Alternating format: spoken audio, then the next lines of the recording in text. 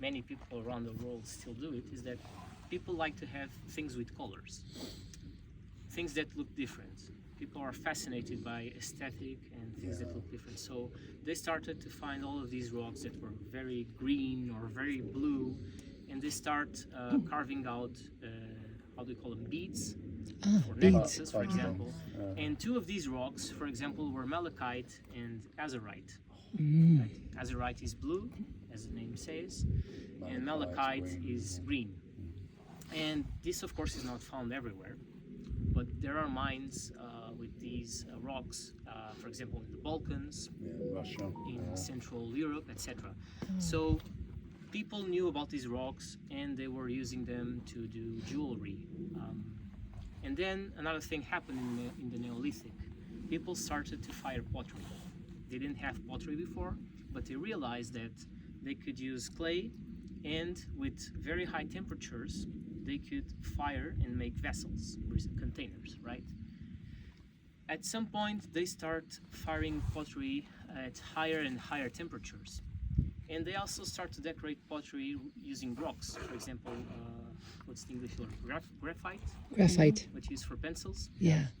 And other rocks. So one thing leads to another, and if you put malachite and azurite in a kiln that was made for pottery, and it fires at 1084 degrees, you'll start seeing that this green smoke comes out, and chemically those rocks are transformed into copper metal because they have high contents of copper. That's Some very rocks interesting. have 35, whatever percent of copper. There are other rocks harder to find, like cuprite, that have higher levels of copper, but you know, when you fire them at the appropriate temperature, they turn into a metal. So you all of a sudden have this thing that is not green nor blue anymore. It is Fascinating. like Yeah. orange, right? And you get all these metal balls that are in the middle of what is left from the firing, charcoal and all that, and you get them, and the color is very appealing, and you can hammer it in cold and change the shape. But not only that, if you then put it in a vessel again, you take out all of the rest, the slag, all the remembers that are not important, and you just put that copper that you got in a vessel called crucible, and you put it again in the fire at 1084 degrees, and it fuses. It becomes liquid. And if you throw it into a stone that has been carved with the shape of a tool, for example, if you begin to create a mold with this shape, you can do the exact same tool in metal. Or you can do new shapes that you could not do before, because before you were working with stone Right. and bone, and there is a limitation to the shapes you can get from that. But the metal is liquid. As long as you can make a mold, and it can be made of stone, you can even do it in the sand. As long as you can do that, you now have the capacity to create tools with the shape you want. And that's how metal Very begins. interesting. And it began, as far as we know now, it began in the Middle East 8,000 years ago. Then again independently in modern day Serbia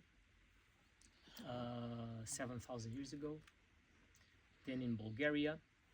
And then it began maybe spreading, maybe through independent inventions, discoveries. It spread through Europe, right? And it doesn't, in the old days, people thought that things were invented once in one place, like writing or whatever. And then it traveled, and then right? it traveled, and because everyone else was dumb, right? But once you have the technological basis, because what is discovery or invention really? It's when you just put together two things that were there and create something new, right? You have all the emergent properties there. You have the basis. You just have to do the click, Right. put it together and do it. And sometimes people will realize that you can do it, but it doesn't interest them. People may not be interested in some innovation, and not because they're dumb, just because they have a different life way. Like, you know, the Japanese got weapons, far weapons from the Europeans, from the Portuguese and then the Spaniards. And they had them there for a period in the 16th century, I believe, and then they just decided that they would go back to harrows and bows for a long time, and it was only again in, I think, the 9th